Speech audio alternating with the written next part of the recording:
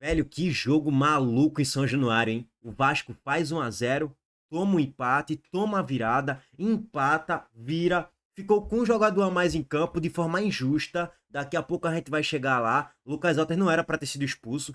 E aí o Vasco toma o gol de empate no 3 a 3 com um jogador a mais em campo, com Léo Jardim se lesionando no lance, Cáceres fazendo gol sem goleiro, o Vitória empata e no último lance da partida praticamente, GB entrou na reta final do segundo tempo, fez o gol de cabeça e o Vasco vence por 4 a 3. Teve virada e revirada. Que jogo espetacular como entretenimento. E que jogo maluco, né? Detalhe, acho que esse pra mim foi o melhor jogo da Série A, Vasco e Vitória. E o segundo melhor foi o que aconteceu no mesmo horário. Palmeiras e São Paulo no Morumbi. O São Paulo faz 1 a 0, 2 a 0, amassando o Palmeiras no primeiro tempo. Vem o segundo tempo e o Palmeiras ressuscita das cinzas, né? Faz o primeiro, o segundo, o terceiro, empata, vira, vence e é líder. Cara, que loucura, bicho. Velho, eu queria muito que a gente visse muito mais jogos de como esse de Vasco e Vitória e muito mais jogos como esse de Palmeiras e São Paulo na Série A. E eu queria que fossem horários distintos, né? Pra gente poder apreciar cada jogo ali como se fosse único. Porque eu tava vendo os dois jogos em telas distintas, né? Primeira tela o jogo de Vasco e Vitória, segunda tela Palmeiras e São Paulo. Mas enfim, primeiro vamos lá. Tabela de classificação em tela para vocês.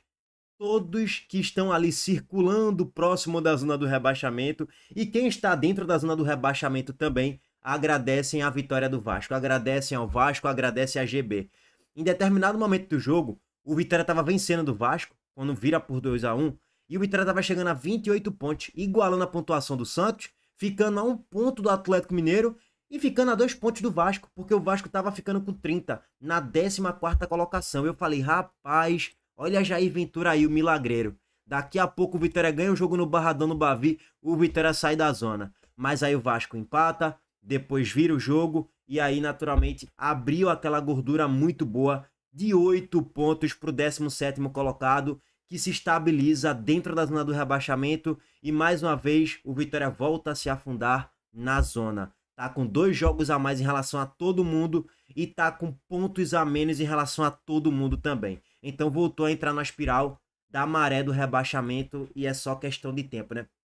Como eu falei pra vocês, velho, ganhar do Vasco São Januário é infernal, é muito difícil. Porque tu tem um Paulo Henrique que tá iluminado, tu joga contra o Ryan que tá jogando muita bola, o fino da bola e tá sendo extremamente decisivo, tem personalidade, força física, drible, explosão, gol, tem tudo, é o pacote completo. Aí tu tem o Coutinho que também tá jogando bem, nem fez um grande jogo hoje não, mas que também tá jogando bem. Então tu tem um time do meio pra frente muito forte do Vasco. Tem o Nuno Moreira que foi importante hoje, fez o primeiro gol do Vasco na partida. Então, velho, enfrentar o Vasco São Januário é muito difícil. O Vasco tem 3 vitórias consecutivas agora. Bahia, Cruzeiro e agora o Vitória. Tá embalado em São Januário. E o Vitória, mais uma vez, não consegue sustentar um resultado fora de casa, não consegue sustentar uma vitória, não consegue sustentar um empate e acabou perdendo mais uma vez na reta final do segundo tempo. E é o que eu falo pra vocês, né, gente? É a tadaria movediça. Eu falei na última live pós-jogo de Ceará 0, Vitória 1 no Barradão, que a torcida do Vitória tinha que ficar animada, tinha que acreditar no time, fizeram festa no aeroporto para os jogadores e vamos apoiar e vamos levar boas energias lá para São Januário, para que os jogadores do Vitória possam fazer um bom jogo aguerrido, um jogo de muita fibra, de muita raça, e o Vitória mostrou tudo isso. Só faltou um pouco mais de qualidade para sustentar o resultado e, óbvio, a arbitragem interferiu diretamente também na expulsão de Lucas Alter, que foi injusta, foi exagerada a expulsão de Alter. No final do segundo tempo, quando termina o jogo, né? Renato Kaiser foi perguntado pelo pessoal do Premier. E aí, Renato Kaiser, qual foi o principal fator que dificultou a vitória do Vitória hoje em São Januário? Ele falou, quem dificultou o jogo da gente foi a arbitragem. Revoltado com a arbitragem. E de certo modo dá para se entender. Se Alter não fosse expulso, talvez o Vitória sustentaria pelo menos o empate. Ou sei lá, venceria em transição, numa jogada ali, não sei o que ia acontecer. Mas naturalmente tu desconfigura o 3-5-2 montado por Jair Ventura quando tem a expulsão do zagueiro Lucas Alter de forma injusta, tá? Vamos debater um pouco mais sobre o lance. Primeiro, vamos pros gols, né, gente? Pelo amor de Deus. Falei, o principal eu não comecei a mostrar ainda. Os gols de Vasco e Vitória em São Januário.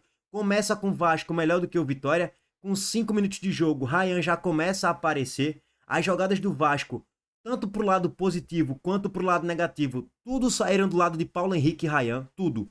O que o Vitória construiu foi em cima de Paulo Henrique. O que o Vasco construiu foi com Paulo Henrique e Ryan. Bizarro, né? Bom, primeiro tempo, início de jogo, o Vasco começou naquela pressão, jogando com o apoio do torcedor, e Ryan naquela intensidade, naquela pressão pós-perda, recupera a posse e dá aqui para Paulo Henrique, que cruzou com maestria e Nuno Moreira desvia para fazer 1-0 pro Vasco com 5 minutos do primeiro tempo. O que é que você pensa? Pô, o Vasco vai ganhar fácil. E eu pensei isso mesmo, não vou negar para vocês. 1-0, rapidamente, e assim, esse tipo de gol não pode acontecer. Como é que Nuno Moreira cabeceia no miolo da grande área sem ninguém interceptar o cabeceio dele? Com 3 zagueiros na grande área, Lucas Alter, Camutanga e Zé Marcos. Não dá para se admitir. E Cáceres também não conseguiu ser combativo para impedir o gol de cabeça de Nuno Moreira. Então, assim, uma falha grotesca na marcação, que para mim é o grande foco também dessa análise. As falhas grotescas da defesa do Vitória e da defesa do Vasco. São falhas básicas. Não é à toa que são uma das piores defesas do campeonato. O Vitória, se você for parar para analisar, sofreu 42 gols em 27 jogos. Ou seja, é a terceira pior defesa do campeonato. Aliás, a segunda pior, né? Só fica atrás ali, basicamente, do Juventude. E o Vasco sofreu 41 gols. É a terceira pior defesa do campeonato. Bizarro. E aí, beleza. O Vasco abriu o placar rápido, com 5 minutos, e você pensa, agora o Vasco vai desfilar em São Januário, apoio do torcedor, a torcida inflamando São Januário pulsando. Pô, vai ser fácil. E aí o Vasco sentou no placar. Sentou no resultado. Foi meio que soberbo, como quem diz assim, meu irmão, o que eu fizer aqui no jogo eu vou vencer. O Vitória não ganha de ninguém fora, tá afundado na zona, a gente vem na sequência boa em São Januário, então ao natural a gente vai vencer o jogo. E não foi assim não. O Vitória consegue empatar o jogo com a jogadaça de Eric na origem, aqui aos 25 minutos de jogo. Ele recebe o passe e tava aqui, entre 2 marcadores do Vasco. E ele foi muito bem no lance.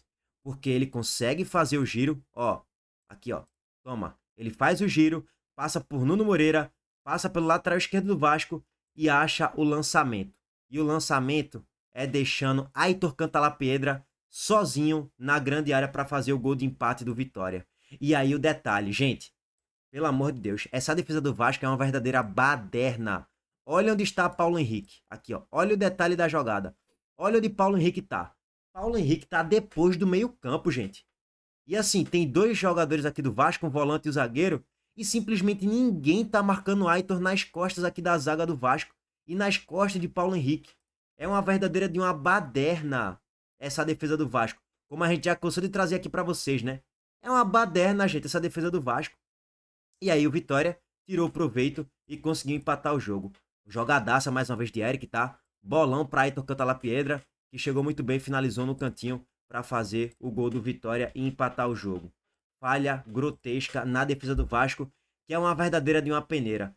Vamos pro 2-1. O 2-1 é outra coisa bizarra, velho. Aos 33 minutos do primeiro tempo, sai um cruzamento aqui de falta e Lucas Alter nem precisou saltar, nem precisou cabecear. Ele só tocou na bola, só encostou na bola para colocar ela pro fundo da rede. Só para levar direção, nem precisou colocar força. Dentro da pequena área, ele só deu tapinha pro Vitória empatar o jogo. Empatar não, virar o jogo na verdade. 3-2 pro Vitória. Isso aí aos 33 minutos do segundo tempo. Bizarro, né? Nem precisou saltar. Surreal. Beleza. E aí, naturalmente, São Januário esfriou. E o Vasco tava jogando mal. O primeiro tempo do Vasco não foi bom. Fez o gol, começou bem no jogo, mas depois esfriou. E a defesa, aquelas pataquadas de sempre, muito mal montado pelo senhor Fernando Diniz. Esse gol aí não dá para se admitir. E o primeiro também não. São 2 verdadeiras vergonhas na marcação, não dá para se admitir. Beleza, termina o primeiro tempo, lógico. O Vasco, depois que tomou o gol, o 2-1, o Vasco se atirou um pouco mais, teve lançamento de Coutinho para Ryan nas costas da zaga, finalizar a bola na rede pelo lado de fora. Teve a chegada do Vasco também, na cobrança de falta do próprio Coutinho, que a bola raspou a trave, mas Arcanjo tava nela. O Vasco termina o primeiro tempo pressionando um pouco mais, porque, tô perdendo o jogo em São Januário contra o Vitória, tô ficando a 2 pontos da zona, eu tenho que entrar no modo desespero, modo sobrevivência, eu tenho que pelo menos empatar o jogo. E aí o Vasco, ao natural, foi melhorando na partida, mas o Vitória, de certo modo, marcando bem. Faltava Coutinho aparecer um pouco mais no primeiro tempo. sem dúvidas, Verratti isoladão lá na frente, não recebeu uma bola. Eu não sei se Verratti tocou na bola hoje, tá, gente? Não fez absolutamente nada durante toda a partida, bizarro. E aí, vamos lá, méritos para Fernando Diniz, que no intervalo ele já mexeu. Ele tirou o Verratti, vou até confirmar aqui com vocês. No intervalo ele tirou o Verratti e colocou pela ponta direita Andrés Gomes. E assim, a alteração surtiu efeito, porque Andrés Gomes entrou bem mais uma vez no segundo tempo e o ataque do Vasco ficou com mais mobilidade, né? O Vasco, que tinha um Verratti parado, nulo, estático lá na frente, a partir de agora você deslocava Ryan para jogar mais por dentro e Andrés Gomes flutuando pela ponta direita, na esquerda Nuno Moreira. Então era um ataque do Vasco mais móvel e deu certo. O Vasco voltou muito melhor no segundo tempo. Com 1 minuto de jogo, sai um cruzamento da esquerda com o Nuno Moreira e Ryan de cabeça já raspa, a bola foi na trave. Já raspa de cabeça aqui, a bola raspou a trave. Tava sendo muito mais importante, muito mais participativo do que Verratti, que é centroavante. Ryan é ponta, mas de centroavante tava funcionando mais. E aí aos 7 minutos, mais uma vez, jogada pelo lado de quem? Paulo Henrique. Tanto pro lado positivo quanto pro lado negativo, as jogadas do Vasco fluíram muito pelo lado de Paulo Henrique. E o Vasco empata rapidamente com 7 minutos, numa jogada construída por Paulo Henrique e Andrés Gomes aqui na ponta direita. Ó, toma, bola aqui para Paulo Henrique, e é bem característica dele, né? E das jogadas do Vasco. Algum jogador do Vasco vai passar fazendo facão nas costas do lateral. Foi o caso de Andrés Gomes, que passou muito bem fazendo facão nas costas de Zé Marcos. E saiu o cruzamento aqui na grande área. Verratti na pequena área fez o gol de empate aos 7 minutos de jogo. Muito mérito para Paulo Henrique, muito mérito para Andrés Gomes e mérito para Fernando Diniz, que mexeu bem no intervalo e surtiu efeito. Andrés Gomes já deu assistência rapidamente com 7 minutos de jogo. E já estava sendo bem mais participativo. Beleza. E aí, meus amigos, aos 10 minutos, aos 15 minutos, sai o lance de pênalti, né, de Raul Cáceres. E foi pênalti, né, gente? Eu nem vou alongar o debate sobre esse lance, porque foi pênalti, claro. Não precisa nem debater. Sai o cruzamento na grande área, desvio de cabeça para trás e Raul Cáceres estava com o bração estendido aqui, esticado. Irmão, é pênalti, infelizmente. Ah, mas... tipo, ele teve intenção? Não. Mas, vamos lá. Se o juiz não desse pênalti ali, você abre margem para qualquer jogador pular com os braços abertos.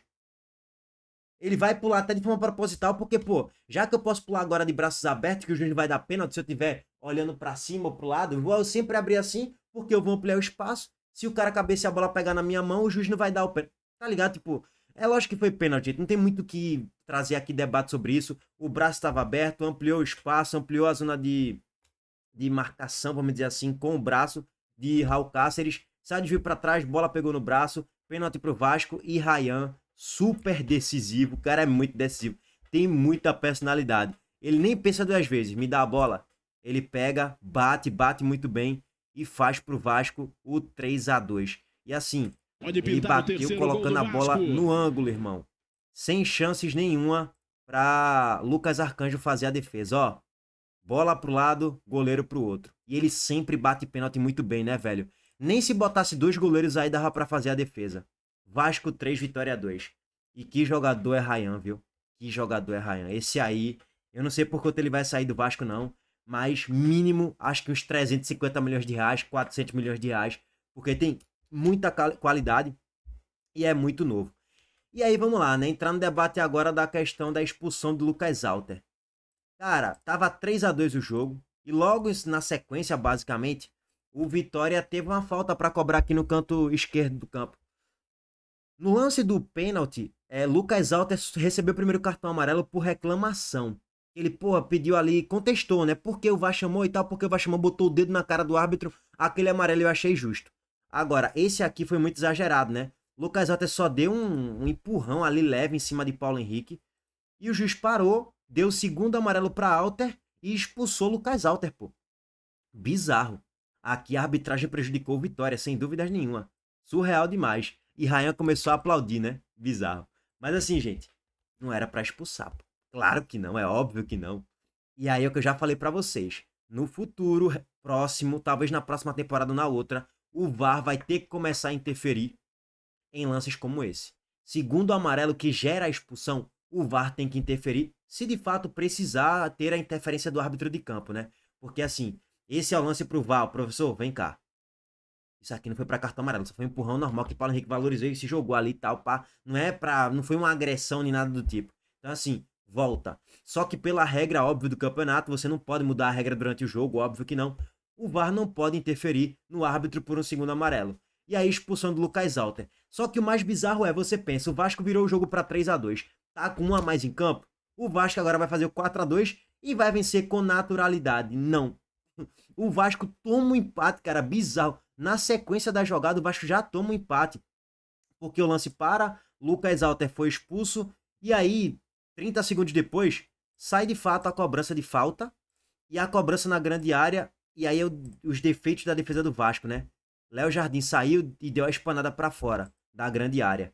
Só que ele se lesionou no lance. E o juiz não parou a jogada, porque de fato não foi falta. Sai o cruzamento na grande área e Raul Cáceres sozinho testa para fazer 3-3. Ele aqui, ó, vibrando, comemorando. Gente, um empate, sendo bem sincero, não ia causar grandes efeitos positivos ao Vitória, não. Seria um empate heróico, guerreiro, legal, bacana, mas o impacto seria um ponto a mais na tabela de classificação. Deixa eu até trazer aqui para vocês. Um ponto a mais na tabela de classificação, 26 pontos, mas ainda assim não ia sair da zona, não ia encostar tanto no 18º, que nem jogou ainda na rodada. Enfim, não traria grandes impactos no primeiro momento, não, mas beleza, ok. Segue o jogo, seria um empate heróico, né? Beleza. Só que aí, GB entra. E GB faz o gol no finalzinho do jogo. E o Vasco consegue virar, fazer 4-3. Para o alívio da torcida do Vasco e a revolta da torcida do Vitória e dos jogadores, porque se sentiram injustiçados. Ó, jogada pela esquerda. Coutinho solta o passe para a esquerda, né? Sai o cruzamento de Lucas Piton e GB. Em cima de... Não lembro aqui, acho que foi de Michael Jesus, né? Se eu não me engano. Em cima de Michael Jesus, testa e faz o 4-3 pro Vasco. Cara, que jogaço, viu? Que jogaço. O Vasco vence em São Januário, com polêmicas de arbitragem, com virada, revirada, enfim. Se distanciou da zona. E é o que eu já falei pra vocês, não vai cair... Eu acho que o Z4 já tá selado há um tempo, é só o tempo que vai confirmar isso mesmo. Ao natural, por tudo que a gente já falou. A limitação dos times do Z4 e, obviamente, de certo modo, a gordura que os times fora do Z4 criaram para o 17º. Então, ficarei surpreso se acontecer alguma variação nesse Z4 daqui para o final. Para mim, o Z4 está sacramentado já, tá, gente? Bom, o vídeo foi longo hoje, viu, irmão? Porque 4-3, 7 gols é muita coisa. Tamo junto, deixa o like, se inscreve no canal e ativa as notificações. Parabéns ao Vasco aí. Tamo junto.